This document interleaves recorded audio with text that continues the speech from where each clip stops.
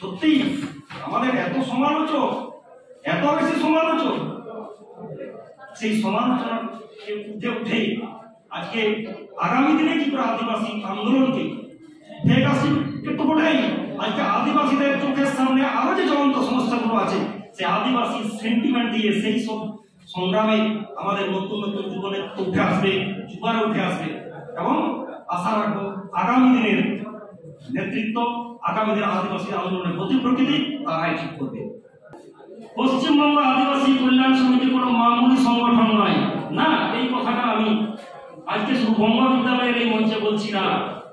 যেদিন ঝাঁটি পাহাড়ের বুকে পশ্চিমবঙ্গ আদিবাসী কল্যাণ সমিতির স্টলটাকে ভেঙে দেওয়া হয়েছিল বা তাদের প্রচার পত্র তুলে আনা হয়েছিল, আমি সেদিন মাইক্রোফোন ধরে বলেছিলাম যে পশ্চিমবঙ্গ আদিবাসী কল্যাণ সমিতি কোনো মামুলি সংগঠন নয়, এটা ভাইব্রেন্ট অর্গানাইজেশন।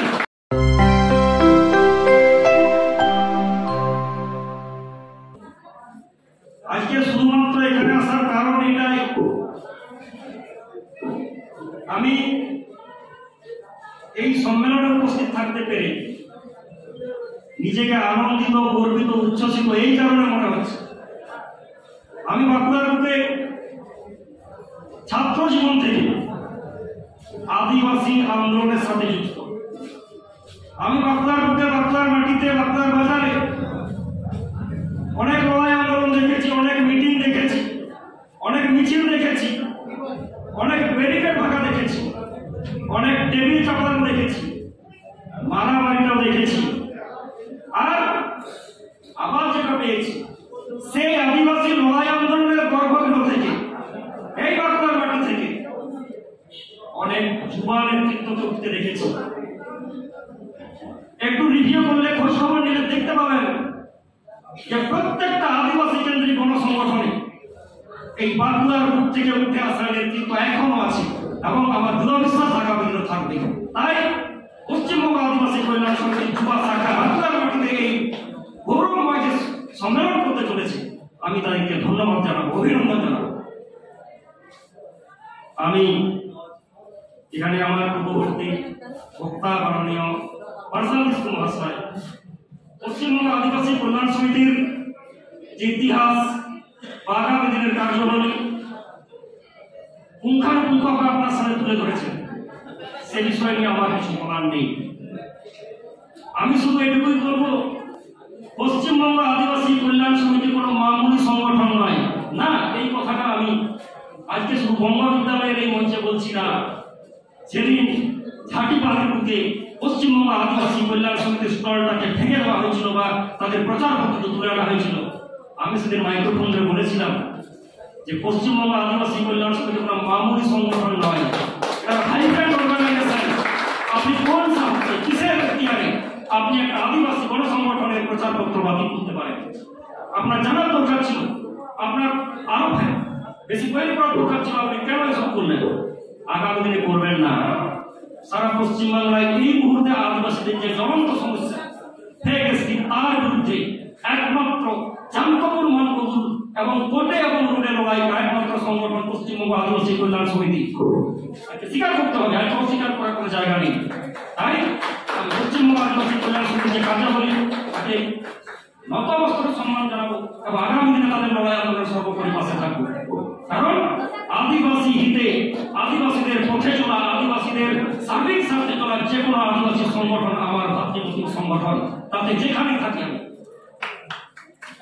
আজ অত্যন্ত ভালো লাগে, আনন্দ লাগে, গর্ব লাগে যখন দেখি অনির্বাণ, হিরণময়, দিব্যেন্দু, সার্জম, রাজকুমার, বীরবল, বাচ্চু মুন্ডা, কার নামগুলো আমি শেষ করব, তাদের আগুন ধরা বক্তৃতা শুনেছি, তাদের আয়োজন, ব্যবস্থাপনা, তাদের পরিকল্পনা আমি শুনেছি, তাদের যে সাংগঠনিক দক্ষতা, তাদের যে ক্যাপাবিলিটি অফ লিডারশিপ, অস্বীকার করার জায়গা নেই। শুধু মাইক্রোফোন হাতে ধরলে এই ক্যাপাবিলিটি অফ লিডারশিপ তৈরি হয় না। আমি এক যুবা ভাইয়ের নাম আমার মনে করছে না, কোনো এক সময় কোনো আন্দোলনের প্রচারপত্র ভোরের বেলায় মাথায় নিয়ে স্টেশন থেকে বাড়ি আসছে, এটাও সাংগঠনিক কার্যাবলী। এভাবে ক্যাপাবিলিটি লিডারশিপ তৈরি হয়। লিডারশিপ শুধুমাত্র মাইক্রোফোনে হয় না, লিডারশিপ শুধুমাত্র ফেসবুকে হয় না, হোয়াটসঅ্যাপে হয় না।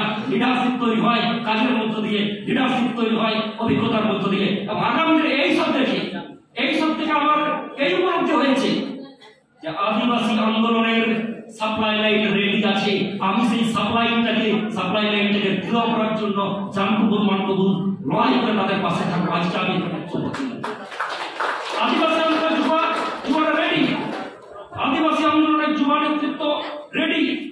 শুধুমাত্র পরিস্থিতির প্রয়োজনে যারা সকল আমরা বিভিন্ন অর্গানাইজেশনের নেতৃত্বে আছি, বিভিন্ন অর্গানাইজেশনের সামনে সাইডে আছি, তাদের দায়িত্ব আমাদের অভিজ্ঞতাটাকে তাদের মধ্যে পুশ করা, তাদের মধ্যে পাঠানো, আমাদের অভিজ্ঞতার মধ্য দিয়ে তাদের নতুন নতুন চিন্তা চেতনায় এই সব যুবদিককে আগামী দিনের বলিষ্ঠ নেতৃত্ব তৈরি করতে হবে, তবে আদিবাসী আন্দোলন সাকসেস।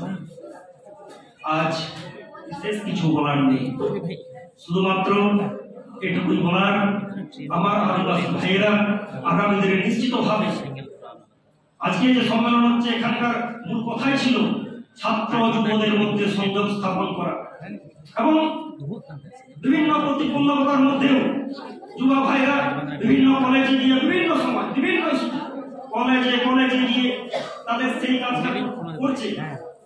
তাদের সেই কাজে আগামী দিনে কি করে কেমন করে আরো নতুন করে ছাত্র যুবদের মধ্যে সংযোগ স্থাপন করে আদিবাসী আন্দোলনে একটা টার্নিং দেওয়া যায়।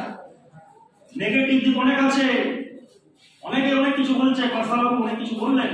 সত্যি আমাদের এত সমালোচক, এত বেশি সমালোচক, সেই সমালোচনার উঠে আজকে আগামী দিনে কি করে আদিবাসী আন্দোলনকে ফেক আসিফকে তো বলেই আজকে আদিবাসীদের চোখের সামনে আরো যে জ্বলন্ত সমস্যাগুলো আছে সেই আদিবাসী সেন্টিমেন্ট দিয়ে সেই সব সংগ্রামে আমাদের নতুন নতুন যুবনেত্র উঠে আসবে, যুবারা উঠে আসবে এবং আশা রাখবো আগামী দিনের নেতৃত্ব, আগামী দিনের আদিবাসী আন্দোলনের গতি প্রকৃতি তারাই ঠিক করবে।